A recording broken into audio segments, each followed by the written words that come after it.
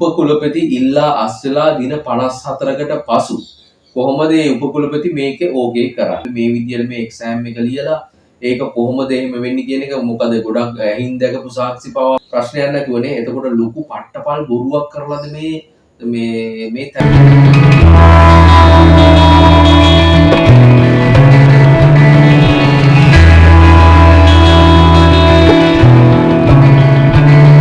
Hi guys, so another සුපුරුදු පරිද්‍යාවි programme එකකින් හමු වෙනවා.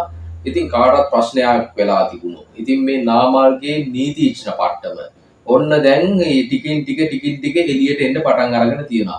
මේක මේ අර්බුදකාරී විදිහට මොවුන් මේ කොහොමද ගත්තේ මේ ලබාගත්ත විදිය හරිද කියන ගොඩක් කෙනෙක්ට ප්‍රශ්නයක් ඇති වෙලා තිබුණානේ. ඉතින් නලින්ද ජයතිස්ස අද පාර්ලිමේන්තුව තුල මෙන්න මේකේ නාමල් රාජපක්ෂගේ මේ නීතිඥ මේ නීති පට්ටම ගැන පට්ටම දිගහැරලා තියෙනවා. ඉතින් ඒකත් එක්ක උපකුලපති ඉල්ලා අස්වෙලා දින 54කට පසු කොහොමද මේ උපකුලපති මේක ඕකේ කරන්නේ? එකක්. එතකොට City of University ඒ ආයතනයේ තමයි අරගෙන තියෙන්නේ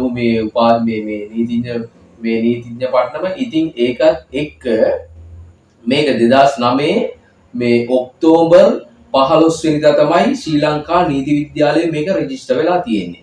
එතකොට නාමල් රාජපක්ෂ කැන්ඩිඩේට් කෙනෙක් විදිහට අයදුම් කරලා තියෙන 2009 සෙප්තැම්බර් 25 වෙනිදා. ඉතින් එතකොට මෙන්න මේ ප්‍රශ්නෙත් එක්ක එතකොට මීට කලින් හැබැයි එදාම ඔහුගේ අයදුම්පත බාර අරගෙන තියෙනවා. ඉතින් මේ ශ්‍රී ලංකා නීති විද්‍යාලයේ මේක මේ රෙජිස්ටර් වෙන්නෙත් නැතුව කොහොමද මේ දේ කරන්නේ කියන ඔන්න ප්‍රශ්නාර්ථයක් ඇවිල්ලා තියෙනවා. ඉතින් මෙන්න මේ දේවල් එක උපකුලපති ඉල්ලා අස්සුනාට පස්සේ කොහොමද මේක ඕකේ කරන්නේ? මෙන්න මේ ප්‍රශ්න මේ ගොන්නක් එක්ක නලින්ද ජයතිස්ස කියනවා මේක මේ විදිහට කොහොමද ලබා ගත්තේ. ඉතින් ලිපි ගොනු වලත් නෑ මොහුගේ මේ විදිහට මේ නීතිඥ පට්ටම ගැන. ඉතින් මෙන්න මේ ප්‍රශ්න එක දැන් මේ සම්බන්ධයෙන් නාමාල්ගේ මේ නීතිඥ මේකම ගැන විශාල වශයෙන් කතා බහට ලක් වුණානේ පහුගිය දින කීපය තුල හිතා ගන්න බැරි විදිහට. ඉතින් දැන් ටිකෙන් ටික මේ වගේ ඔන්න දැන් මේ දේවල් මේ කරුණු රිවීල් වෙලා තියෙනවා. මේ කරුණු එළියට ඇවිල්ලා තියෙනවා. ඉතින් මේ දේවල් එහෙම එළියට එද්දී නාමල් රාජපක්ෂගේ මේ නීති පටම වළංගුයිද කියන තැනකට එනවනේ ඇත්තටම.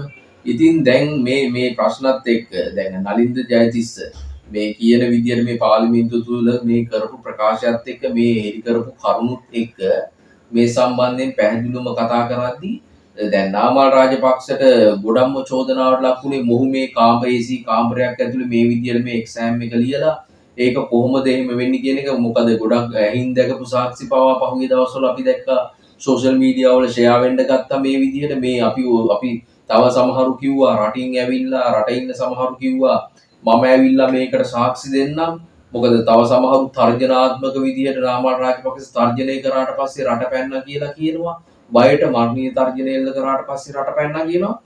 ඉතින් දැන් ඔන්න ඔය දේවල් එක්ක බලද්දි දැන් මේ නලින්ද ජයතිස්ස ඩොක්ටර් නලින්ද ජයතිස්ස මේ හෙළි කරපු කරුණු එක්ක බලද්දි ඇත්තටම මෙහෙම මේ දේ කරගන්න පුළුවන්ද? ඒ කියන්නේ නීති විද්‍යාලයේ මේ රෙජිස්ටර් වෙන්නත් කලින් ඔහුගේ අයදුම්පත බාර අරගෙන තියෙන එදාම ඔහු දුන්නදා මේක බාර අරගෙන ඕකේ කරලා තියෙනවා. ඉතින් එතකොට මාසෙක දවස් 20කට විතර පස්සේ තමයි මේක නීති විද්‍යාලයේ රෙජිස්ටර් වෙන්නේ. ඉතින් මේ හේතුව මත මේක වෙනවත් දන්නේ නැහැ.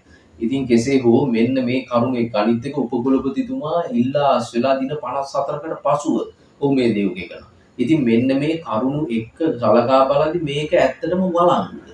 මේ ප්‍රශ්නේ ඔන්න දැන් අර තැනකට ඇවිත්ලා තියෙනවානේ හරිම නීතිමය පැත්තෙන් තැනකට දැන් මේ නලින්ද ජයතිස්ස මේ හෙළි කරපු කරුණුත් එක්ක මෙන්න දැන් එතකොට ඇත්තටම නාමල් රාජපක්ෂ පාර්ලිමේන්තු එකේ නෑ මේ මොහොතේදී.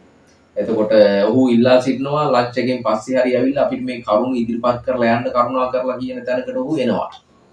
ඉතින් දැන් මේ එළි වෙන දේවල් එක්ක අපි කියන්නේ මෙහෙමයි.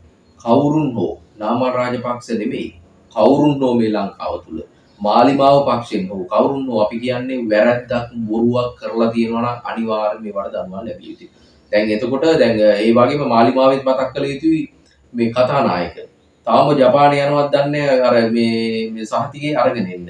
ඔය දෙත් අපි මතක් කළ යුතුයි මෙහෙමයි. මේක තුල පැහැදිලිවම ජනතාව රවට්ටලා හරි මේකෙන් නිලධාරීන් රවට්ටලා හරි මේකේ මේ තනතුරු තානාන්තර ගන්න හදන්න එපා.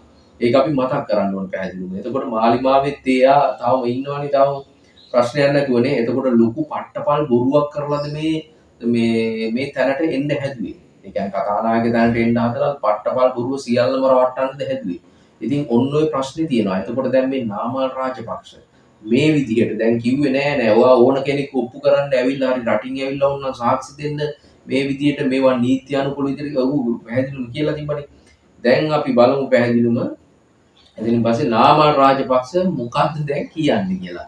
ඉතින් තවම මේ වෙනකන් තවම ඔහු මේ සම්බන්ධයෙන් මේ කිසිම දෙයක් මේකෙන් පස්සේ මේ ඇත්තට මාධ්‍ය වලට කියලා නැහැ. ඉතින් හැබැයි ඔහු මීට කලින් කිව්වා මම ඕන චැලෙන්ජ් එකක් බාර ගන්නවා. පුළුවන් නම් ඔප්පු කරලා පෙන්නන්න කියන තැනකට ඔහු ආවනේ පැහැදිලිවම. ඔහු ආවා ඕනම කෙනෙක්ට මේ මම පුළුවන් නම් ඔප්පු කරලා පෙන්නන්න කියන තැනකට ඔහු ඕනම තැනකට එහෙම ඇවිල්ලා තියෙනවා. ඒ කියන්නේ ඕනම ඔවුන්ට කරපු චෝදනාවලදී පුළුවන් නම් ඔප්පු කරලා පෙන්නන්න කිව්වා උගන්ඩා සල්ලි වලට පවා. ඒ කියන්නේ ඕනම රටකට ඕනම තැනකට ගිහිල්ලා ඔප්පු කරන්න අපි එහෙම වුණොත් අපි පිළිගන්නවා. හැබැයි අපි වැරදි කරලා නැහැ කියන තැන තමයි ඔහු ඉන්නේ. ඇත්තටම හොඳයි එහෙම කරලා නැත්තම්. ඉතින් එතකොට මේ විදිහට මේ ප්‍රශ්නකාරී දේවල් එක්ක උපකුලපතිගේ ප්‍රශ්න එතකොට මේවා රෙජිස්ටර් වෙන්න කලින් මේවට අයිදුම් කරලා මොකද්ද වෙන එක කියන්නේ දැන් ඉදිරියට සියලුම දේවල් අනාවරණය වෙන්න නියමිතයි. මෙතනින් පොහොට්ටුවේ ඉරණම විසඳෙයිද? එතකොට නාමල් රාජපක්ෂගේ නීති පට්ටම මෙතනින් ගැලවෙයිද? ඔන්න ඔය දෙක අපිට ඉදිරියේ විහිදා ගන්න පුළුවන්. මේ ඉදිරියට අපිට දැනගන්න පුළුවන් වෙන බලමු එහෙනම් මොකක්ද ඉස්සරහට සිදු වෙන්නේ කියලා. එහෙනම් ඔබගේ අදහසත් අනිවාර්යයෙන් වැටින් කමෙන්ට් කරගෙන යන්න. ආදරෙන් ඉල්ලා සිටිනවා channel එක subscribe කරන්න. ජය ජය.